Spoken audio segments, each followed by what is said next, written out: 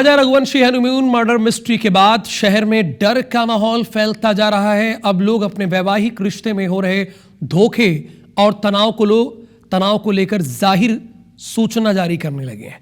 राजा Sonam case से डरे एक पति ने अपनी पत्नी के अफेयर की सार्वजनिक जानकारी को जाहिर सूचना के तौर पर प्रकाशित करवा दी है।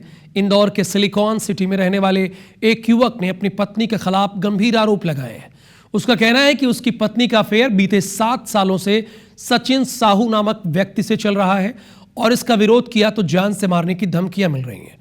युवक से बातचीत की है हमारे संवाददाता अंशुल मुकाती ने।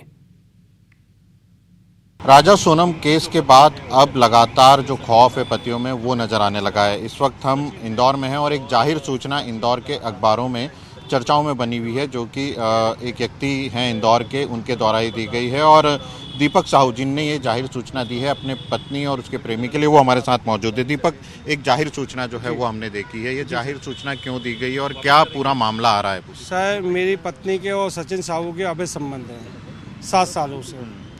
तो सर, मेरे को हमेशा मेरी पत्नी कहती है तुमको हम मार देंगे, काट देंगे, तुम अभी हमको पहचानते नहीं हो। सर, मैं अपने खुद के घर में रात में 8 बजे जाने की जगह रात में 1-1 बजे पहुंच रहा हूं कि ऐसा नहीं कोई आदमी मेरी जासूसी करके मेरे बच्चे को मार दे या मेरे को मार दे। जाहिर सूचना देने की नौबत क्यों आई? क्या जाहिर सूचना देने मेरे को अपनी जान का डर लगने लगा है बहुत ज़्यादा। मतलब ये मेरी हत्या और मेरे बेटे की हत्या कभी भी हो सकती है। सचिन साहू बहुत बड़ा बदमाश है और वो कभी भी हम लोगों की हत्या करा सकता है। बेटे को लेकर के भी क्या मारपीट होती थी घर में? ऐसी कोई जानकारी? मेरी भाई मेरे बच्चे को मारती थी, बहुत मारती थी और कहती थी कि अगर तुम बता बेटा कि तुमने किसी को बताया तो हम तुम बाप बेटे को जान के इससे मार देंगे।